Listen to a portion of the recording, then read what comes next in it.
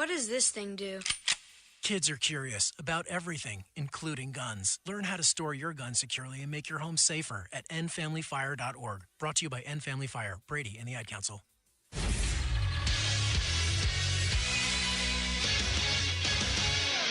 I'm Corey Sparks with your Daily Dodge Sports Center. Looking at the NBA, the Bucks are officially in the postseason as they locked up a top 6 spot in the Eastern Conference standings over the course of this last weekend. Anthony Edwards and the Timberwolves visit the Pfizer Forum tomorrow. The pregame show gets going at 6:30 p.m. on 1430 ESPN.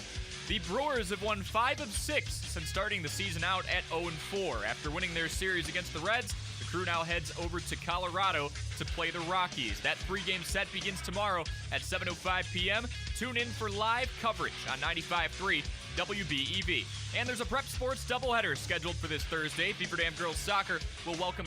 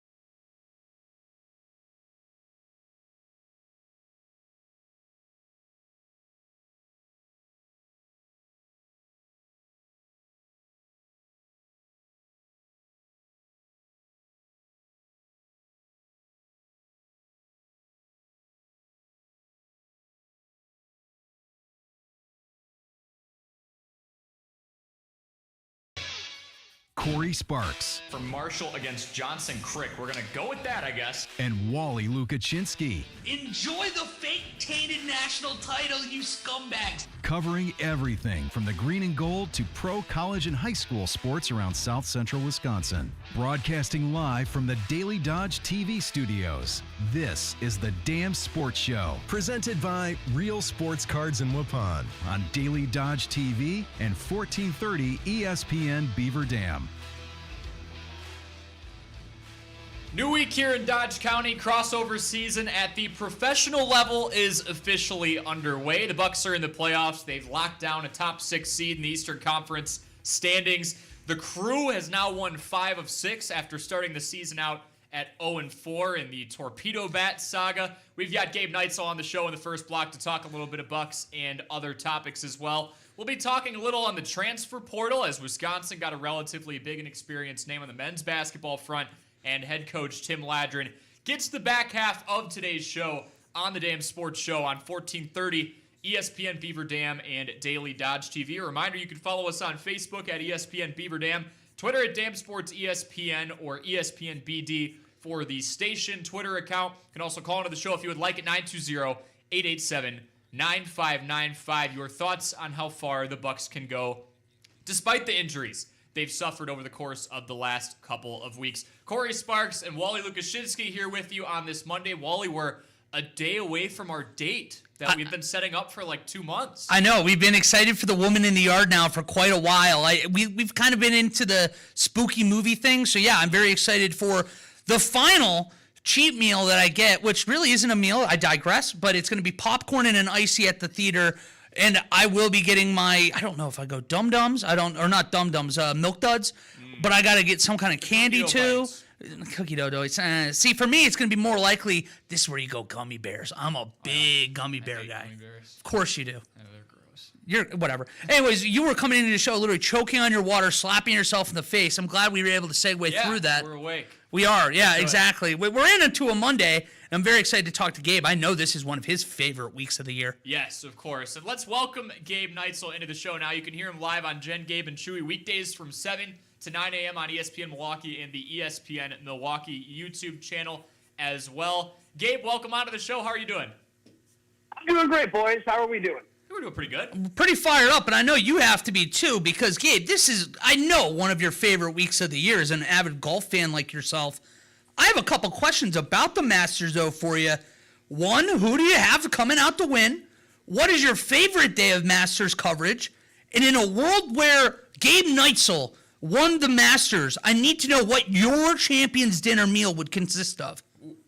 Okay, lots of things to dive in. Lots in here. So yes, the Masters is one of my favorite days of favorite weeks of the year.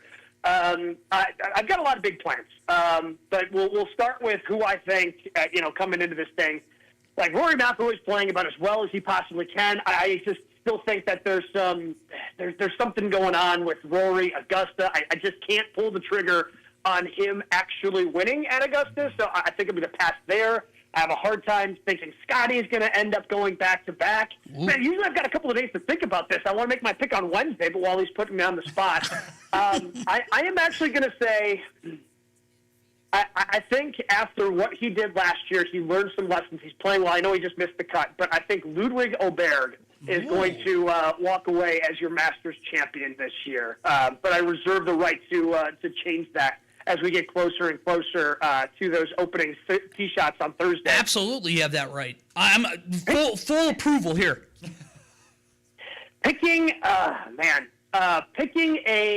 favorite day, because I mean Thursday is great, and they've got the ceremony opening tee shots. You have everything going, but I kind of lean towards Saturday, moving day at Augusta. I don't have to worry about work. I'm going to have some people coming over here because since they've made this available with the pandemic in 2020, I have ordered the Taste of the Masters every year. So I get with that, you get the famous pimento cheese, their egg salad, some barbecue pulled pork, bags of chips, famous Masters cookies, and then a bunch of plastic Masters cups. My producer, Joshie DiMaggio, is going to be coming over. He's going to be making the famous azalea drink that they have at the Masters. Nicely done. So we'll be enjoying that and kicking back and watching. So I think I'm leaning towards Saturday. That's, again, everybody's separating themselves, setting up for what should be exciting Sunday. And then what would be on my Masters menu? I think I would, the main meal, I'm not sure what I would do appetizer-wise. I'm not sure, but I probably do some sort of brisket, some sort of Southern mac and cheese as the main course. And I'll tell you what, the one thing Scotty Scheffler has absolutely nailed, a skillet cookie with ice cream is undefeated. Like that thing, you can't beat a skillet chocolate chip cookie with ice cream. So I'd probably copy that one from Scotty. So wait, he actually, these chocolate chip cookies are just made on a skillet, not in an oven instead this way? Yeah, correct. Yeah. Wow, I've never had one that way. It sounds pretty good. Oh man, yeah. Have that thing just be a little bit warm. That ice cream melts just a little bit on that cookie. It is. I know we're still in the middle of your fasting thing here, Wally, but I'm just saying, if you stumble your way across a skillet cookie, between now and the end of it, just beg for forgiveness and just kind of have the cookie. No one's going to judge you. I've been looking at Corey like he's turning into a cartoon steak before my eyes these last few weeks. So I promise you, in 2 weeks when this is free, it might be a little concerning for you. For me, I'm just this is the most I've enjoyed you since the show has ever started. Wow. But I promise you, Gabe, I will try a skillet chocolate chip cookie here in the next month. All right. That's what I love to hear. I like that you asked Gabe that question because Pablo Iglesias from our ESPN Madison team was asking what our Masters dinner would be, the starter, the main course, the dessert. And Gabe, I want to know your thought on this. I had a couple. I had fish and rice, the Lukashinsky edition. I felt like that was a nice touch. And then we threw, you have to have this with your meal, regardless of what you choose for the main course, a deep dish pineapple pizza. You're such a loser. You were such a loser. I think that would be a good addition. Thoughts? For what? He's a troll. So you want to take the worst form of pizza. The worst form of pizza, deep dish pizza, which isn't even pizza. Amen. I don't even know what it is. It's a quiche. And then you want to put pineapple on it? So you want to take the worst pizza form and put the worst pizza topping on it. That's what you are pitching to me right now, Corey. And I'll go a little bit further. You have to finish that or you're not competing this year in the Masters. That's not how it works. Yep, nope, you missed the cut. That's not at all how that works. Withdraw. My Masters, my rules. All right. What? No, that's just not how that works. It's their Masters, and it's their rules. Unbelievable. Fair enough. Gabe, on occasion, we can hear you calling basketball on the BMO Bucks radio network, providing play-by-play. This is 9 straight years the Bucks have made it into the postseason. Can we start by having you speak on what it takes to have sustained success like this that spans over almost a decade long now? Well, I mean, first and foremost, it obviously starts with Giannis. Mm-hmm. And I kind of went off on not on Giannis, but about Giannis on our show. There was a clip that was circling social medias of me getting pretty fired up because luckily I was on the call last week when he put on the unbelievable performance that he did against the ghost of the Philadelphia 76ers and put up a stat line we've never seen in NBA history with 35 points, 17 rebounds, and 20 assists. Like, nobody's had those combined stats in NBA history, which is just absolutely insane. And, look, I understand that there's going to be some people of the fan base, and one of my co-hosts, Mark Schimmer, is one of these guys, that when Giannis does something like that, well, yeah, but they only have one championship. Like, I am so sick of the yeah buts, man. Like, I have been a Bucks fan long enough where I was in college and got made fun of by my friends for watching the Bucks because they were so bad. This was a literal headline, gentlemen. This was a literal headline on top of ESPN.com. Heat obliterate Bucks. The word obliterate was part of the headline on ESPN.com. That's how bad the Bucks were. And for them to get someone like Giannis and be able to identify that, shout out to John Hammond for making that happen in the first place. Mm-hmm. And then shout out to the number of coaches that have helped develop Giannis and get the Bucks to 9 straight playoffs, whether, we're talking about Doc and Bud, and even Jason Kidd gets a lot of, I think, credit for it because, Jason Kidd kind of helped him with his ball handling skills and some of the vision stuff early in Giannis's career. But Giannis is doing unbelievable things each and every night. Not every team is, only one team is going to lift that Larry O'Brien at the end of the year. I want to enjoy Giannis for as long as I can. And I understand the last couple of years have been disappointing. But also, they literally won championships 50 years apart. Yeah. This is a franchise. We are on the verge, as a state, as a city here in Milwaukee, losing that team. If it wasn't for, A, Herb Cole selling to who he did, and B, Giannis being as good as he was, to make that ownership group go, yeah, we can actually, help build a new arena there and have the team here and help some of the economic development now that's happened in downtown Milwaukee. I want to celebrate Giannis, and I know the Bucks aren't in a great playoff seeding spot right now, but Bobby's coming back. They're finally getting healthy. Maybe, there's a chance that Damian Lillard can end up playing, especially if they're able to win their first-round series against what I would presume be the Pacers, as the Bucks are going to be the 5 seed, I think. Mm-hmm. So, I look, it's hard to win a championship. Tom Brady, I blame him because he made it seem too easy. But so now everybody just expects, every player to have multiple championships. But I want to enjoy Giannis for as long as he's here. So I don't know how long that's going to be. Maybe he does ask out someday. Maybe he asks out this offseason. I have no idea. I hope he doesn't. I hope he sticks around here because that's the only chance the Bucks have at winning another championship. But I want to enjoy this Giannis ride for as long as I can. And if there's anybody who wants to watch what greatness looks like, for every complaint that I ever hear about the NBA, nobody plays hard, nobody wants to play defense, watch that guy play every single night. Yes, there are some nights he's unavailable, and because of how hard he plays, and they give him some rest and he gets banged up. But if you want to watch greatness on a night-in, night-out basis in the NBA, look no further than Giannis Antetokounmpo. That's a phenomenal perspective on just even getting in. I remember it was probably 10 years ago, a little over 10 years ago to the date, one of the last games of the season, the Bucks were mathematically eliminated. They had been for weeks at this point from postseason contention. I went to a doctor in northern Illinois, southern Wisconsin, somewhere around there, and they were literally at the front desk on your way out handing out free Bucks tickets. And I was like, I don't have to pay for these? And they're like, no, we can't fill the place up. So go if you'd like. Take as many as you want. We're no longer there. Those Bucks tickets hold a lot more value because of superstars like Giannis. You brought up Dame being out, at least for this first round, due to deep vein thrombosis. That just sounds painful. Who needs to step up alongside Giannis in this roster's current state? You brought up Bobby coming back. And what kind of support does that supporting cast need to provide for Milwaukee to go on somewhat of a run here? First and foremost, so I think Bobby coming back is going to be huge because in some of these games where the Bucks have struggled, there are a number of things that have crept up, and the two biggest ones are offensive rebounds, giving up a lot of those. So, like, you play the Phoenix Suns, you have the best shooting percentage as a team this century.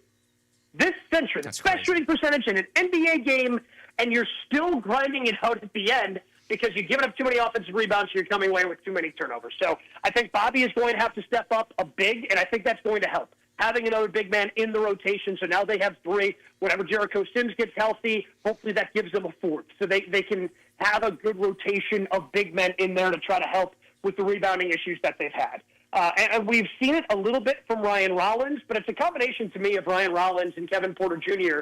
of handling a lot of those point guard responsibilities, especially when Giannis is on the bench. They need to take care of the basketball. They've got efficient shooters. I mean, you have Taurean Prince, who leads the league in three-point shooting. A.J. Green is one of the best three-point shooters in the NBA. Gary Trent Jr. is in the top 15 of three-point shooters in the NBA. You've got enough guys that can make shots, and Giannis can cause enough havoc and create enough attention where he can get those guys open looks. They just have to take care of the basketball. So I think that comes down to whoever's going to be handling it. A lot of times that's going to be, and that includes Giannis. He sometimes gets a little reckless in the lane, but Giannis and KPJ and Ryan Rollins, those guys are going to be handling the ball more than anybody. They've got to take care of the basketball and clean up turnovers if they want to have a chance at any sort of deep run and then potentially getting Dame back on the back end. If this team doesn't get over the hump and we do see another first or a second round exit, what do you believe this offseason will look like? Will there be large changes, or do you think that they're going to try one more time with this core to get it done? Because there hasn't been a lot of postseason success since that title in 2021. No, there hasn't, but the one thing that's been consistent only in the postseason is injury, right? And I think that's, you take a look at the Celtics series in the second round, after the year after the championship in 2022. Chris Middleton gets hurt, and they're unable to close out the Celtics, and that one goes 7 games. Against the Miami Heat, where Mike Budenholzer ultimately gets fired, Giannis is injured for a portion of that, and the Bucks are beat up, can't get it done. So that leads to them trading for Damian Lillard. And at the end of last year, somehow Chris Middleton was the last healthy one standing. I mean, Dame is limping around with an Achilles issue. You've got Giannis, who missed that entire playoff series. So I don't know if there are large wholesale changes that they can make to this roster outside of, again, I have a hard time picturing this, but unless Giannis asks out. Because I guess I'm still skeptical. I'm hopeful based on all the things that I've seen reporting-wise, the things that Doc Rivers has said when it comes to Damian Lillard playing again this season. But based on other guys who have dealt with blood clots, that would be a pretty quick, turnaround in timetable. So I don't know if you'd be able to trade Damian Lillard and get anything sufficient in return to kind of help build around Giannis. Obviously, there are always things you can do around the periphery and trying to add to this roster, and who knows what happens with Brook Lopez and things like that, because he continues to play at an incredibly high level despite being in his late 30s. The way he takes care of his body is fantastic. But I just don't know, if you're a Bucks fan looking at this going, well, if they lose to the Pacers again in the opening round, we got to blow it up. I don't know if that's even really feasible, because I'm not quite sure where you're getting in return for some of these things, because, again, the injuries are kind of hampering down the top part of the Bucks roster with Damian Lillard being out right now. Gabe, as always, we appreciate your insight. One more quick one for you. Houston or Florida tonight? I can tell you a decent amount of my brackets had Florida winning it all, but we've got some Houston in there, too. I've got Florida in my bracket winning it all. Same but here. after seeing what Houston did, they're just so relentless, and they just don't ever get tired. Like, they're just always coming after you. I am going to flip and say Houston gets it done. Wow. Okay. Defense. Yeah, no. Wins championships. It's a great point, too. They come in waves. That team, I literally thought they were dead in the water last night, or I guess that would be 2 nights ago. In that Duke game, they're down 6 with 30 seconds left. And again, Sampson's teams always play hard. I like the pick, even but though I'm also, guilty. I mean, how many times has Florida been dead this postseason? Yeah, and the Tech game. They always have like an 11 or 12-0 run just waiting. You just never know when it's going to come. 100%. It's going to be a great game tonight. I'm looking forward to it. I hope for your sake Florida wins, though, have a strong bracket, compete with one of the 98 of Corey. Oh man, yeah, that's true. So let me tell you, guys, I am. So here at Good Cover Branch, we've got like a company-wide bracket, right? Yeah. And my women's bracket, guys, fantastic. I had UConn. I had all Final Four. There we go. Like, I finished tied for second place. Oh, nicely done. The problem is, it was a three-way tie for second, and me, being the idiot that I am, forgot to put in the tiebreaker for a score, so I get kicked down to fourth place. No. Well, I'm still calling it second Still the way pretty I'm looking at impressive. it. Yeah, I was going to say, I had USC winning that, so I fell short very much so at the end. So Well, credit to you. I mean, that's Juju getting hurt really hurt. You know, it's a good pick, and then Juju gets hurt, and then you're like, well, I'm done. Now what do we do? Yeah, exactly. Well, Gabe, we appreciate the time as always. Looking forward to talking to you 1 week closer to the draft next Monday. Yeah, looking forward to it, boys. Have a good week. All right, appreciate it. That is Gabe Neitzel. Again, you can hear him live on Jen, Gabe, and Chewy weekdays from 7 to 9 a.m. on ESPN Milwaukee and the ESPN Milwaukee YouTube channel. And you know he knows what he's talking about because he had a top 2 bracket without making 25 of them, which is pretty good. I will say this, too. I forget that people around the country don't always call South Carolina USC. Because I realized what he was doing at the end there. He thought I was talking about the Trojans. I had the other 1 seed that was USC, University of South Carolina, who got mollywopped by UConn yesterday. I was on the same wavelength as him. I thought you were talking about the fighting Juju Watkins. Yeah, no, and I realized that as soon as you guys said that, I'm like, all right, we're already probably keeping Gabe 3 minutes longer than we're supposed to. No, it's I'm not going to turn into a semantic argument. But with that being said, guys, there are some big things coming up here. And I'm telling you, got to call in now. ESPN's Fantasy Focus Football Podcast is coming to Green Bay on April 23rd. Field Yates, Daniel Dopp, Mike Clay, Liz Loza, and Stefania Bell are doing a live show at Tundra Trio. ESPN Wisconsin wants to send you and a friend up to Green Bay to see the show happen live. Right now, first caller is going to win 2 free tickets to ESPN's Fantasy Focus Football Live at the Tundra Trio. Gosh, I can't talk. This is just like good. nonstop. Well, it's urgent. We're running out of seats. Well, that and we have all these like alliteration. It's all like the same letters. Yeah. Fantasy Focus Football. Say that 10 times fast. But you can see the show up close. Meet all of the hosts. That's the coolest part about this. And get complimentary food and drinks and Fantasy Focus Football Podcast merch. Have to say that slow, otherwise I'm going to stumble through it. Again, first caller in the break. First caller is going to win 2 free tickets. Visit ESPNWisconsinContest.com for all the details. Corey, this is going to be an awesome event. It sure will. From football to basketball, when we return, Wisconsin basketball brought in a couple of transfers the last few days. We highlight one of the bigger acquisitions, and then the back half of the show dedicated to Beaver Dam Boys basketball head coach Tim Ladron. This is the Dam Sports Show on 1430 ESPN Beaver Dam and Daily Dodge TV.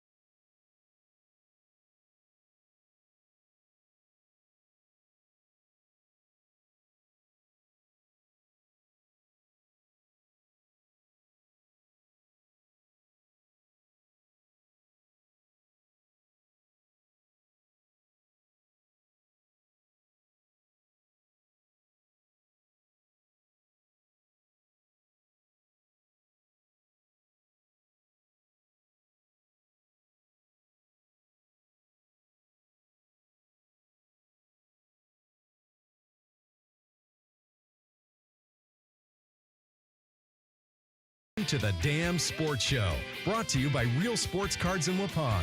You're listening to 1430 ESPN Beaver Dam.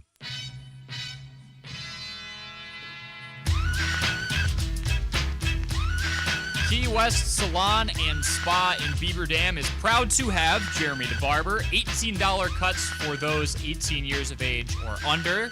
Think a fresh cut for prom or upcoming graduation in the next couple of months here. Jeremy brings experience to the barber chair and specializes in fades using old-fashioned barbering techniques, including straight razor shaving for a clean and crisp look. Jeremy's a veteran, has that background, and has previously gave military cuts. Walk-ins are welcome Monday through Saturday at the salon. Pop in when you need a cut. No need to schedule 6 weeks out in advance. If you forgot to get a cut before an event, a night out, or if you're just overdue, I've got a huge frog in my throat. Walk-ins are welcome. Sorry, Jeremy. Clean salon and waiting area. And he's got a great punch card system. Buy 5 haircuts, get the 6th one free. So extra incentive to not only go in there once, but go back in the coming years. You can stay up to date on specials by visiting Key West Salon and Spa on Facebook. I think live reads are our arch nemesis today. Apparently we can't talk, but you did a lot better than mine. I literally can't, for the life of me, say 3 words that start with F in a row. Fantasy focused football. Again, be the first caller to call in here. That's 4 Fs. That's first caller. Yeah, I guess you're right. Mm-hmm. That's a lot. All I know is you better be calling in. That's a great opportunity. And go give Jeremy a shout and tell him that we said hello. Quick second segment here. Wisconsin lands an Aztec star from SDSU. It's Nick Boyd. They've gotten a couple of names. Wanted to hone in on him today and just kind of give a little insight. He's going to be a 6th-year senior, so we are not done seeing that rollover. You get a redshirt year in there. You get a COVID year in there. That's kind of the situation we're looking at right now. Same thing we essentially saw with Tanjay. It was his 6th year. He brought in a lot of experience. Let's run it back. I hope another experienced player who's been a contributor in March. You and I were just looking it up not too long before the show. The Aztecs were first forward, I think is the way to put it. They were absolutely obliterated, to use the verb that Gabe used to describe the Milwaukee Bucks of old, by the Tar Heels, who many thought shouldn't have even been in the tournament this year. But 37% from beyond the arc in his career. High-flying offense now in Wisconsin. I think this acquisition fits like a glove. And yes, the Aztecs have had some decent perimeter defenders. You were looking up defensive grades, defensive efficiency. Nick Boyd, not one of those. So it kind of fits what we got going on here. He's going to give up a lot of points, but hopefully scoring some too. He had a career-high 13 points a game this year. Yeah, it's the whole first one to 110 wins. Seems to be the philosophy across America for the most part. Now, you got a few in there. Your Houstons, who are going to go far because they're tough-nosed on defense, but a lot more teams, it feels like, are opting for those 90 to 100-point performances. I will say this, though. If you want to talk about him getting first forward, as San Diego State did this year, you got to also remember this is an FAU team that's recently coming off a very deep run themselves. So he's been on experienced teams that have overcome expectations. Playing with the Badgers should be a lot of fun. We got to see them get very, very close to the second weekend this year.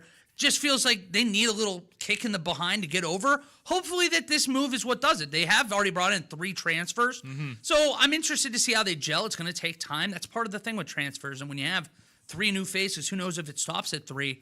It's going to take time. But I do like the move at this point. And to our point, it's going to be a lot of offense once again. Yeah, I was seeing he worked under Dusty May and was scoring 9 points a game, was a starter about half the time. So he wasn't just on FAU. He was a pretty decent contributor there as well. And now let's quickly flip it over to an abbreviated version of who's hot, who's not, essentially the highs and lows from the past weekend. I'm going to flip one of my who's nots to who's hot. That would be Rafael Devers. Brutal start to the year, went 0 for 17.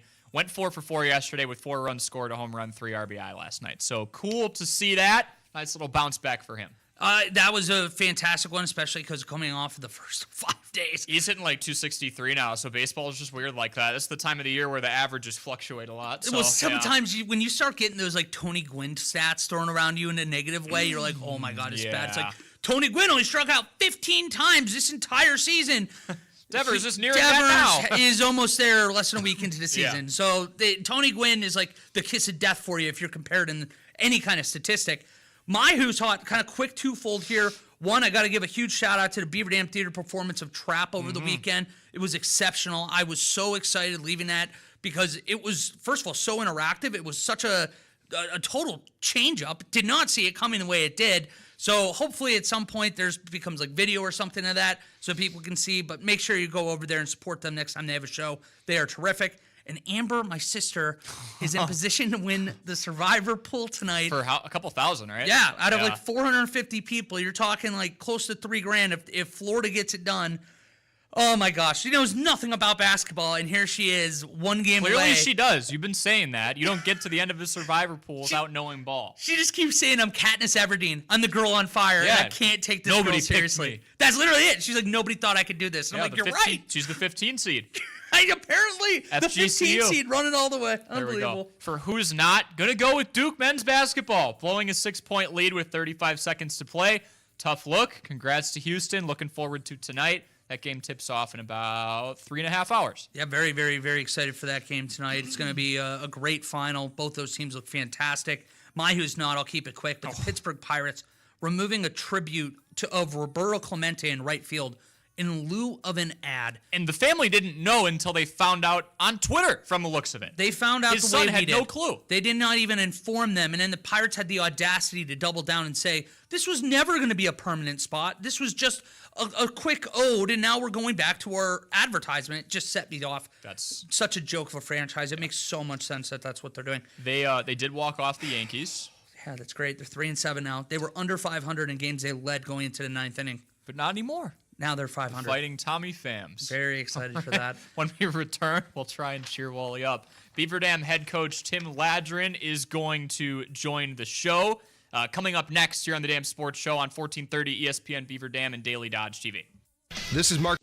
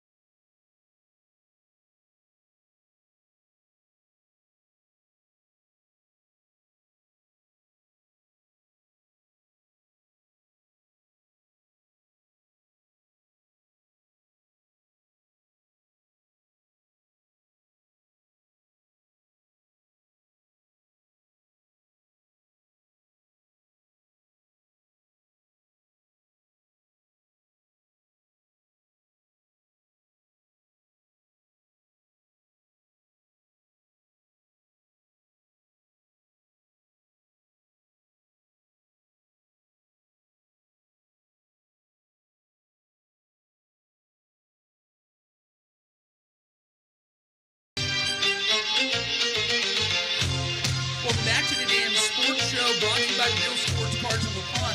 Speaking of Real Sports Cards in Waupun, if you're looking for a one-stop shop for all things sports cards, head over to Real Sports Cards in Waupun. Or check out their app. Whether you're into sports cards or Pokemon cards, Real Sports Cards has you covered. With live break streaming right on the app, you can grab individual cards on the go. Be part of a group and watch for your favorite players and teams as packs get open. Go to the Apple or Google Play Store today, click on that orange logo, and take your collection to the next level with Real Sports Cards, your local resource for all things sports cards, Pokemon cards, and more. You nailed it. Good job. I know. I needed that. I need to see the ball go through the hoop. That first one today.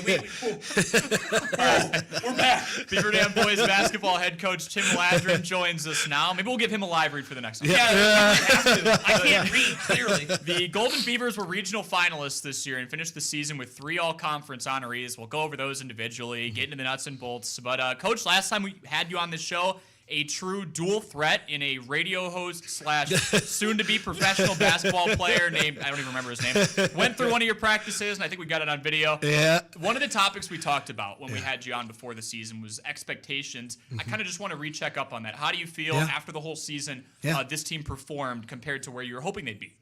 Yeah, I think it was pretty close. I mean, obviously there's some losses in there that you always like to have back, but also some I like some really good wins as well. I said at the beginning of the year with our schedule, the way it laid out, if we were above 500, that I'd be pretty happy. So we were above that, so that was good. And a lot of positives came out of this year. Certainly like I said, a lot of things you'd like to have back, but certainly happy where we ended. Every team is unique, has their own kind of personality. How would you have described this specific group, and what made them different from other teams that you have coached before? Well, it was really special offensively. I mean, it set a lot of offensive numbers record-wise that are better than teams pretty much any team I've had in the past offensively. So, usually we've been a pretty defensive-oriented team, and so this year it was. Unfortunately, at times we could score. We had a hard time stopping some guys. So, but that's part of the growth of what this group was. Is obviously a really young group, and so I was really happy with the way things played out for the most part. And that I thought that last half of the season, especially that last month, I thought defensively got a lot better. I was blown away. We talked about it going into this during the break a little bit. I've only been here for like 9 months. Yeah. And this place, it feels special. There's genuinely good kids in every program you go to. What makes this area as unique as it is? And I know it's got to make your job as a coach so much easier, too. Yeah, you're right. Our athletes are great kids all the way around. I mean, there's just so many neat kids when you're walking through the halls to talk to about, but their game the last night or how their season's going, or just the simple conversations with some of those kids that aren't basketball players, just anybody else. And it is a really special place when it comes to how our athletes act and how they handle themselves on and off the floor. And it makes the job number one for us coaching a lot easier when you're dealing with great kids. I know there's days when I'd go into practice, maybe a tough day at school or just wiped from the year itself or whatever it is, but boy, when 3:30 hits and the guys are on the floor, I'm jacked up every time. But a lot of that is because of the great kids that we have. I love that answer. Great group of kids, and this schedule that this team had in front of them, this group had a tough challenge. You alluded to that before. You kind of talked about that a little bit ago with the standards that you had set before the season. Not only did the Badger Large play at a high caliber level yet again, but you had teams like Oshkosh North, West De Pere, list goes on and on, right? How did you feel this prepared your returners for next season? There's going to be a lot of those. Yeah, well, and that's still the test, right? I mean, that's, you hope that it prepared us well. I'm sure it's probably one of those things that we're still yet to find out. I think our guys responded really well in tough situations late in the year. We had that tough one at Brookfield Central where they kind of just, hit everything and really defended. Well, they played a great basketball game and it was a really good team. But, I thought at the end of the year we really battled really well. But again, I think a lot of that hopefully comes through next year with these guys when the money's on the table and when things get tough and how we respond. I think that's part of that whole test. Well, some of I guess every year there's unexpected challenges that pop up throughout the season. What were some of those unexpected challenges this year, and what did it tell you about your boys? Yeah, it's one of those things where I don't know if it was unexpected because when we laid out the schedule and scheduled the non-conference games, we knew it was going to be a challenge. But, when they stacked back to back the way they did, and we had the stretch of 5 games in 9 days. We had the stretch of I think it was Oshkosh North, Wanakee, Fort Atkinson, or whatever that stretch was, and those things. And the great thing about that for us was the way we responded and came ready to play each night. Now, did it shake out the way we wanted to in some of those games? No, but we were ready to go. We were, out of the gate, coming out, playing the way we're capable of, and sometimes we just kind of ran out of steam. But I was really happy with that. I thought, at the back end of that stretch and at the end of at Wanakee, came out and had the lead at halftime, played really well. And a lot of teams, I think, would fold their tent and roll over with some of those things. Our guys didn't do that. And again, it's a credit to our guys and who they are. You had 3 different all-conference players this year, one of which was E.J. Solitel, second-team All-Badger Large for this season. What strides did he make? And I believe I saw you put on the team's Facebook page, he could be on pace to break the team's all-time scoring record next year? Yeah, he could. Awesome. Yeah, he could be. He's really, really close to 1,000 points. I'd be surprised. The number he has right now escapes me, but I think he needs like 20. Okay. So, I wouldn't be surprised if he gets it in the opener at the ESPN next year. It should be awesome. And then 1469 is the school record by Nate Abel, who's now playing at Michigan Tech, Division II player, great player. EJ's well within striking range. I would say he's gonna have to play well, but obviously he's in striking range. He's done a lot of great things. He's gotten better defensively, but it's just a complete overall player. Really developed his game. I thought the second half of the year really came on strong at the end there. Yeah, better call Solitel. Yeah. We were pretty excited with that this One year. of the things, I think that's one of the things for him too that's really good since he's been with us, even as a freshman, he's been able to hit big shots at big times, and we set him up for some things, and he's nailed some big shots for us. For sure. Yeah. One of the things I love to ask coaches is about the leadership on the team. Yeah. Who were guys that stood out to you as leaders, whether that be vocal or the lead by example type? Well, our 2 senior kids, obviously, Parker and Jeffrey, and neither one of those guys are like super vocal guys, but they lead the right way. They do things the right way on the floor. They do things the right way off the floor, and so obviously those are big things. But from a vocal standpoint, Parker Blank was the guy. He's really done a nice job of being vocal. We worked with him a little bit on leadership and how to kind of lead, and that's one of the things when we lost those 3 seniors a year ago that we knew we were struggling that we might miss a little bit, and I thought Parker Blank did a really good job of stepping into that role. We had some other guys step in there too, but Parker really took the lead on that. From one Parker to the other, Stobie was an all-conference honorable mention this year. He was one of your 2 seniors that you just said as well.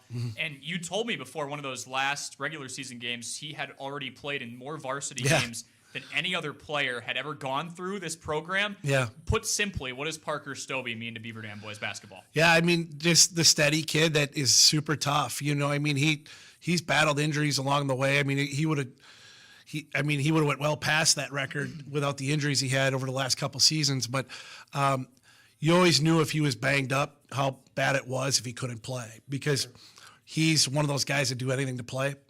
His junior year, he was really playing well before he went through a couple bad injuries. Felt really bad for him, and then it looked like he was going to have another one there late in the year here, and missed a game for us at the end of the year. But when he rolled his ankle against Oregon, and then he missed that last one, he missed the playoff game. That's what it was, the Milwaukee Marshall playoff game. And but we knew he'd be ready for that Friday night against Sauk. That's the type of kid he is. It's just the toughness that he has and what he brought to the table, and just somebody you could rely on night in and night out from his freshman year to senior year. He was a dog in that game too, and that Yeah. South Prairie win. He really was, and he's playing at 70-80%, but you weren't going to be able to keep him off the floor. He's just one of those guys he wasn't missing that. Sure.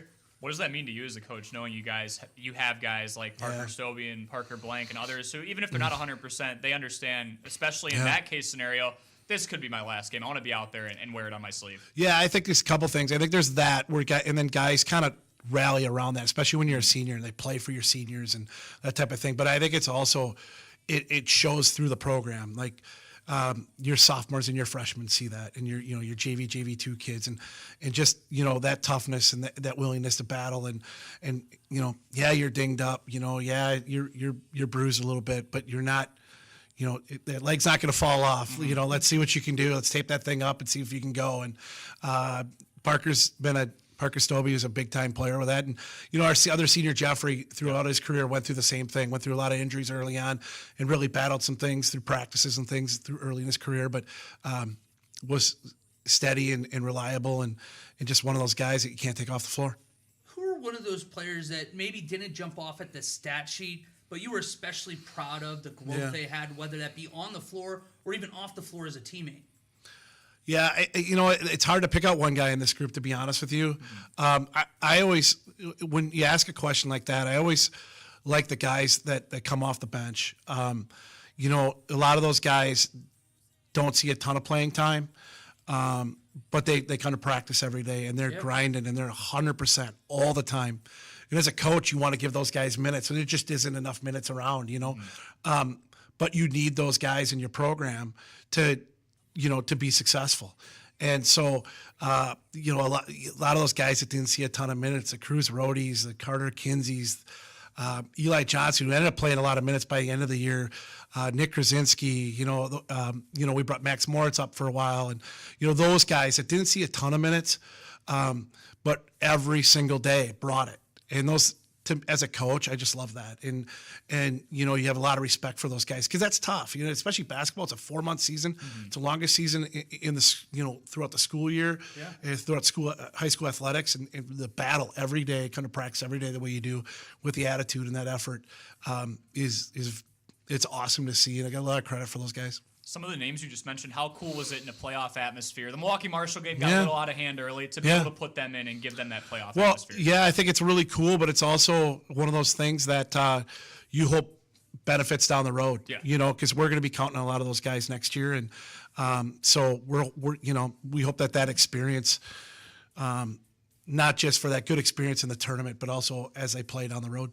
Wow, you kind of just stole my next question. Yeah. I was going to ask because you got kind of a cool experience where you win a home and a road playoff game. Yeah. Like, how does that? I know you just mentioned the experience, but how does it actually help you one year to the next, knowing that you have that win or go home under your belt? It's funny because we were talking about during that playoff stretch. In my career, we hadn't been on the road very much, but in my career, we had only one playoff win on the road.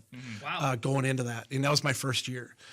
So it's been 16 years in between road playoff wins. So to get that road playoff win, I think is going to be a big deal. It gives you that, because sometime down the road, hopefully next year, we're going to be in a big one on the road, or hopefully a neutral site. Yeah. And you're going to have to win that one. And guys with the experience of going on the road and getting that game at Sauk, I'm telling you, that in my 17 years, that's in the top 3 of loudest games I've ever been in. Yeah. My coaches couldn't hear me. It was a loud student sections. It's a small gym, but that just how tight it is, and that the acoustics in there or whatever it might be. It was so loud. It was crazy. Guys were just worn out just from that environment. I don't doubt it. I mean, we were at Oshkosh in the round of 64 while it's happening, and he can attest to it. We're watching the Oshkosh game, but all we're doing is on the phone watching this. You can tell it was packed from there too. Oh yeah, and it looked just like that, kind of an old school barn where it's just everybody's on you. Yep. Free throws are harder. Yep. Everything is just. So it's really cool that you got a win in that environment, even if next game didn't go your way. Right. It helps you down the stretch. That's a great answer. Yeah, I think it does. I think it will help us. I mean, that environment was awesome. It's a great gym to play in, and both communities brought it that night. Yeah, no kidding. We've been alluding to the future a little bit, Coach. Ben Whitnable led the team in freshman minutes, and in the DeForest game, threw down one of the first dunks this program has seen in a few years. Yeah, it's been about 5-6 years. That's crazy.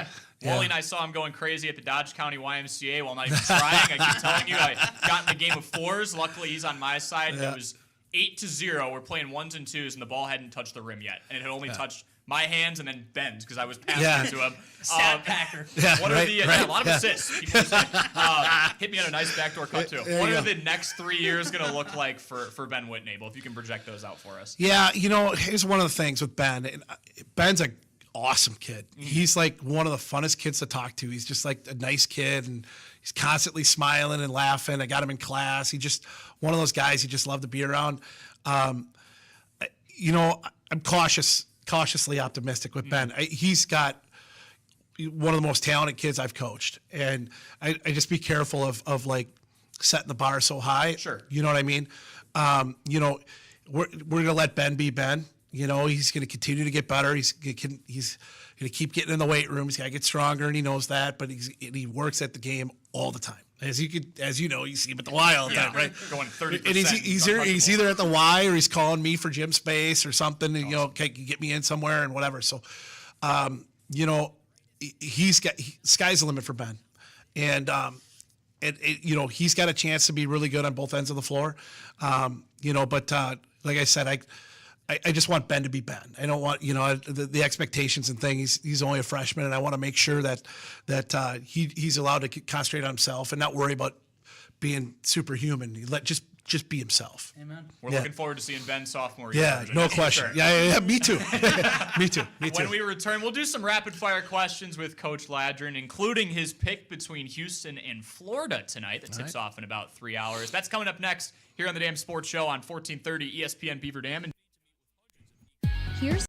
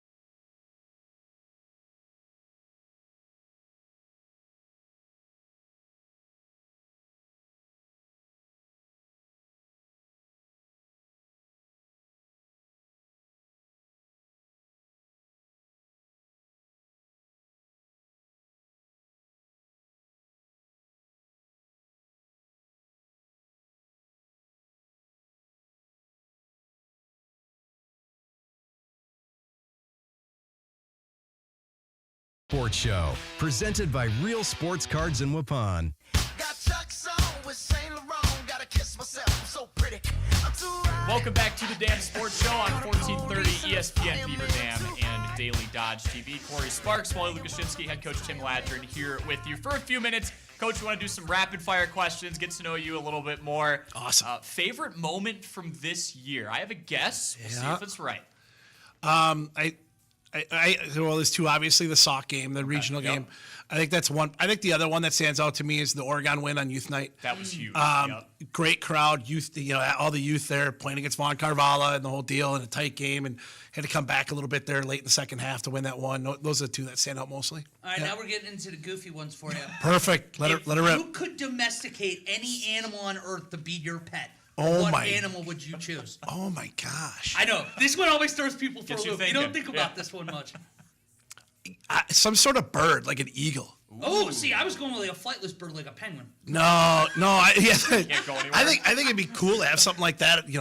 Domesticated around the house, or teach it to go get you stuff, and especially like outside, whatever else. That'd be kind of cool. Go get me a soda. Yeah, go get something. Fly to man. McDonald's. Yeah, right. Yeah. That's actually a very good answer. Favorite coach of all time, any level, any sport? Oh man, that's tough. I don't want to like.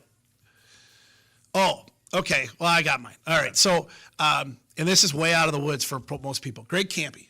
Really? He's the head basketball coach at Oakland. Been there at Oakland University. He's been there for years. Verizon League.